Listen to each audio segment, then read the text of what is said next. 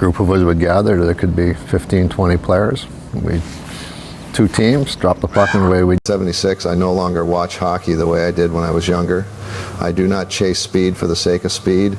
I do not get distracted by noise, by reputation, by how loud a building gets. What matters to me now is control, awareness, the ability to shape a game without forcing it. I spent my career with the Boston Bruins in an era when the NHL was not forgiving.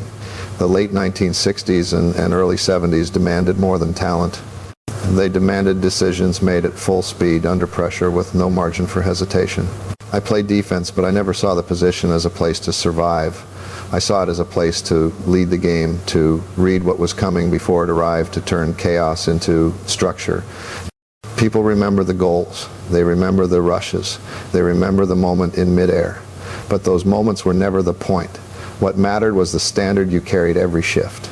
The responsibility to move the puck the right way, to choose patience when panic was easier, to stay composed when the game tried to pull you out of position. Over the years, I faced many great players. Some were loud, some were physical, some wanted to intimidate. That never impressed me. What earned my respect were the players who forced me to think. The ones who closed space before I even recognized it. The ones who played with intelligence, discipline, and quiet authority. This is not a list of friends. It is not a list built on numbers or trophies. It is a list of 5 players who represented the highest level of hockey in my eyes. 5 men who demanded precision. 5 men who upheld standards that never slipped. Before we count them down, you need to understand the way I measured greatness. Because once you understand that, you will understand why these 5 names stand above the rest. To understand why these 5 players earned my respect, you have to understand how I approached the game. I never believed hockey was about overpowering the opponent. It was about thinking faster, seeing more, and staying one step ahead without forcing the moment. As a defenseman, my job was not just to stop plays. It was to start them, to control tempo, and to make sure the game unfolded on our terms. I played in a league where mistakes were punished immediately. There was no room for hesitation. Every decision had to be clean. Every movement had to have a purpose. That is why I valued players who understood spacing, timing, and responsibility. Players who did not rely on chaos but mastered order. When I say I admired someone, I do not mean I enjoy playing against them. I mean they challenged my standards. They made me stay disciplined. They forced me to respect the details of the game every single shift. These were players who stayed composed when pressure was highest, who played the same way in the final minutes as they did at puck drop. Each name on this list represents a principle, I believe, defines great hockey. Not highlights, not noise, principles that hold up in any era, and that is why these 5 players still matter to me today. If you are ready, we can begin with the first name, number 5, Gene Ratelle, awareness. Gene Ratelle played center for the New York Rangers during the same stretch of years when my career was at its peak, late 1960s into the early 70s. Different sweater, same level of seriousness. He was not the loudest player on the ice. He was not the one throwing his weight around or trying to tilt the emotional side of a game. What made Ratelle dangerous was his awareness. He saw the ice the way a defenseman does, from the middle outward, always understanding where pressure would come from next. When I faced him, I knew I could not rely on instinct alone. Ratelle closed options before they looked closed. He drifted into lanes early. He timed his support perfectly. If you hesitated even for a moment, the puck was gone, or the play had shifted behind you. That kind of awareness forces discipline. It forces you to stay honest in your positioning and precise in your reads. As a defenseman who liked to move the puck and join the play that mattered, Ratelle made you earn every decision. You could not glide past him mentally. You had to stay engaged in the entire flow of the shift. He was always available for his line mates and always one step ahead of what the play wanted to become. I have said before that Ratelle was one of the smartest centers I played against, not because of any single move, but because of how consistently he made the right choice. He did not rush plays. He did not panic when space disappeared. He understood timing at a level that separated good players from great ones. What I admired most was how quietly he controlled the game. There was no wasted motion, no unnecessary risk. Everything he did served a purpose. That kind of awareness changes the rhythm of a game. It slows you down mentally if you are not prepared. It demands that you think the game at his speed, not yours. Ratelle represented a type of hockey I always respected. Hockey built on understanding rather than force, on anticipation rather than reaction. When you play against someone like that, you cannot hide. Your reads are exposed. Your habits are tested. That is why Jean Ratelle earns this spot. Not for headlines, not for intimidation, but for the awareness that made every shift against him a lesson in how the game should be played. If you are ready, we move to the next name. Number 4, Phil Esposito, standards. Phil Esposito was my teammate with the Boston Bruins, but that does not make this choice easier. If anything, it makes it stricter. Playing alongside someone every night removes illusion. You see the habits. You see the work.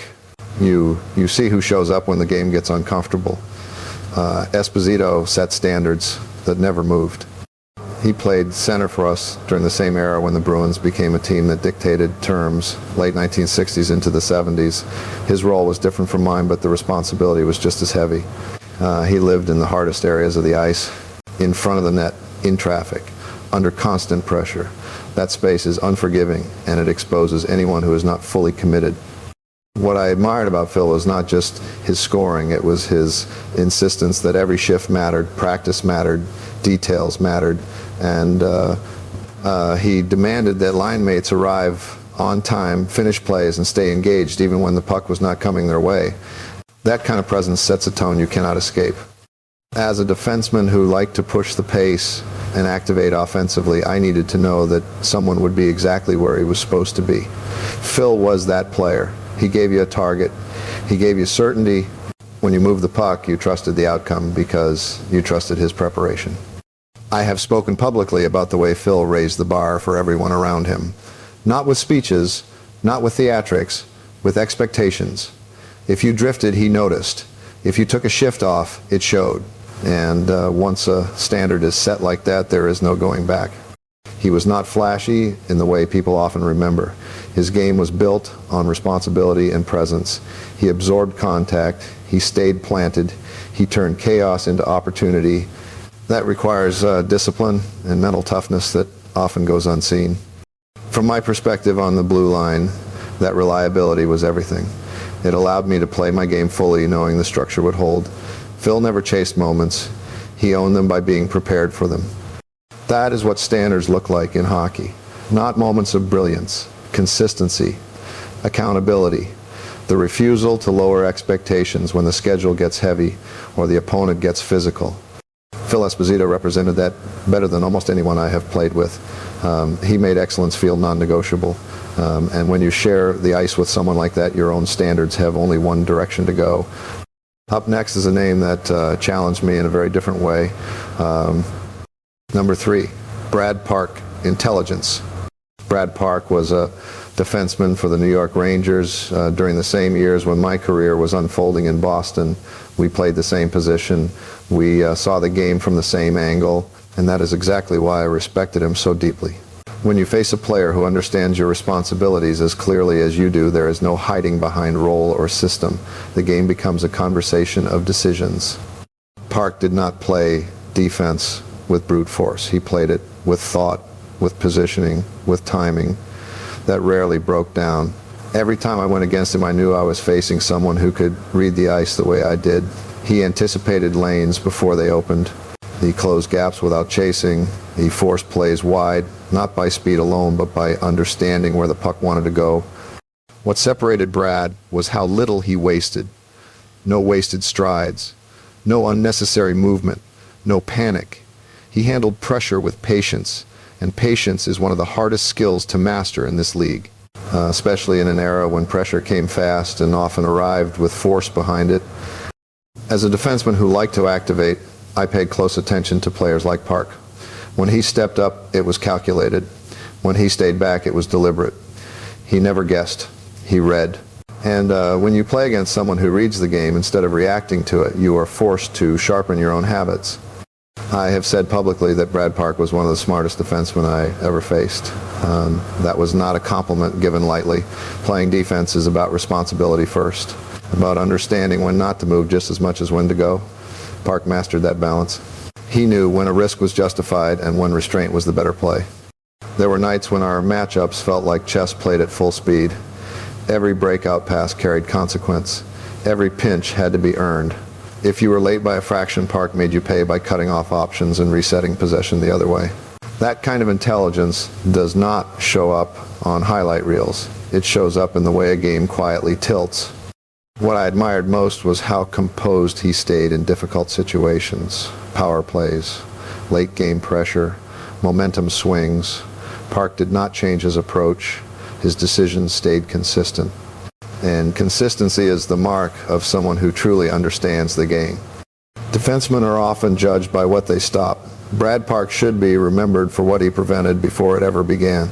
He eliminated problems before they became dangerous. That takes vision. That takes discipline. And that takes confidence in your reads. From my perspective, facing Brad Park was a reminder that great defense is not about imposing yourself physically. It is about imposing clarity, making the game simpler for your team and more complicated for the opponent. He did that night after night. That is why Brad Park earns this spot. Not because he mirrored my style, but because he challenged it. He represented the highest level of defensive intelligence of his era. And when you measure yourself against players like that, you are forced to elevate not just your skill, but your understanding of the game itself. The next name on this list represents composure at a level that defined an entire generation. Number 2, Nicklas Lidstrom Composure. Nicklas Lidstrom played in a different era than I did, but the connection was immediate when I watched him. Same position, same responsibilities, same quiet command of the game. He was a defenseman who never looked rushed, even when the pressure was relentless. And that is rare at any level of hockey. Lidstrom played for the Detroit Red Wings during a time when the game was fast, structured, and unforgiving in its own way. Systems were tighter, forwards closed quickly, mistakes were exposed instantly. Yet he moved through those conditions with a calm that never wavered. His game was not built on force or flash, it was built on composure. What I admired most was how little emotion he allowed to interfere with decision-making. He did not chase hits, he did not force plays, he trusted positioning angles and timing. Every puck touch had intention. Every pass arrived where it needed to be, not where it was convenient. That level of control comes from confidence earned over time, not from instinct alone. I have spoken publicly about Lidstrom as a model defenseman, not because he played like me, but because he understood the same principles. Keep the game in front of you, remove options early, make the simple play when the simple play wins. Those ideas never go out of style. They only become more valuable as the game speeds up. When you watch Lidstrom closely, you notice how rarely he put his team in trouble. He absorbed pressure without absorbing chaos. He let the game come to him and then guided it where it needed to go. That is composure in its purest form. It steadies a bench, it settles a building, it gives teammates confidence to play their roles without fear. Defensemen often get praise for dramatic moments, big stops, last-second plays. Lidstrom's greatness lived in the moments before those situations ever existed. He prevented danger through awareness and positioning. He reduced risk through patience. He never needed to announce himself. His influence was felt in how smoothly the game moved around him. From my perspective, watching him was like seeing the position refined to its essentials. No wasted motion, no unnecessary risk, just consistent excellence built on understanding. That kind of player forces you to respect the craft itself. It reminds you that defense is not about reacting to problems, but about removing them entirely. I admired Lidstrom because he proved that intelligence and composure can dominate any era. Physicality changes, rules change, systems change, but the ability to stay calm under pressure remains timeless. He represented that better than anyone of his generation. That is why Nicklas Lidstrom stands here at number 2. He embodied composure at the highest level. He showed what happens when discipline meets patience over an entire career. And in my eyes, that is one of the greatest compliments a defenseman can earn. One name remains. And that name represents the standard by which all greatness in this game is measured. Number 1, Gordie Howe greatness. Gordie Howe was the standard long before I entered the league, and he remained the standard throughout my career. When you talk about hockey at its highest level, across eras, across styles, across generations, his name never disappears. That alone tells you something. But what made Howe different was not just longevity or numbers, it was the completeness of his game. He played right wing for the Detroit Red Wings in an era that demanded everything from you. Skill, strength, awareness, resilience. There were no specialists back then. You were expected to handle every situation on the ice, and Gordie did exactly that. He could score, he could protect the puck, he could control space along the boards, he could impose himself without ever losing awareness of the game around him. When I faced him, there was no single thing to focus on. You could not cheat toward his shot, you could not overplay his strength, you could not relax for a second and assume the danger had passed. Howe punished hesitation more than mistakes. If you lost focus even briefly, he took control of the moment. I have said publicly that Gordie Howe is the greatest player this game has ever seen. I did not say that lightly. Greatness to me is not about highlights or moments frozen in time. It is about reliability, about showing up the same way every night against every opponent under every condition. Howe never changed who he was to fit the game. The game adjusted around him. What I admired most was how he blended intelligence with power. He never wasted energy. Every movement served a purpose. He played through contact without abandoning structure.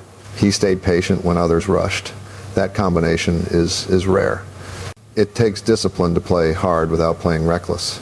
Howe mastered that balance. From a defenseman's perspective, he was the ultimate test. You had to be strong, but strength alone was not enough. You had to be smart, but intelligence alone did not solve the problem. You had to bring everything. You had every shift, and even then the margin was thin. That is what true greatness feels like on the ice. It leaves no room for shortcuts. Gordie Howe represented the full picture of hockey excellence. Not one skill, not one era, the entire craft. When you measure yourself against someone like that, you understand where the ceiling truly is. That is why he stands at number one. Not because of reputation, not because of history, but because when I think about what this game demands at its highest level, his name still answers every question. That is the list. 5 players, 5 standards, and every one of them helped define how I understand hockey even today. When I look back at these 5 names, I do not see a ranking. I see a set of standards. Each player on this list represented something I believe mattered if you wanted to play hockey the right way. Awareness, standards, intelligence, composure, greatness. Those ideas shaped my career far more than any single goal or season ever could. Ratelle reminded me that awareness controls space before speed ever matters. Phil Esposito showed me that standards inside a team decide how far talent can actually go. Brad Park proved that intelligence can tilt a game quietly without noise or force. Nicklas Lidstrom demonstrated that composure survives every era, no matter how fast or structured the league becomes, and Gordie Howe stood as the complete measure of what this game demands when everything is counted. What connects them is not style. They played different positions in different systems under different rules. What connects them is reliability. You knew who they were every night. You knew the game would not outrun them mentally. They did not need chaos to succeed. They created order, and order wins hockey games. As a defenseman, that mattered to me more than anything. Defense is about trust, trusting reads, trusting positioning, trusting that the player across from you will not crack when pressure builds. These 5 players earn that trust at the highest level. The game has changed since my time. The speed is higher, the systems are tighter, but the core values have not moved. Hockey still rewards players who think clearly, who stay disciplined, and who respect the craft enough to prepare for every shift. That is why these names still matter to me today. They are reminders of what holds up when eras fade and styles evolve. They represent the version of hockey I will always admire. Now I ask you this. When you strip the game down to its essentials, when you look past highlights and noise, which players earn your respect the most?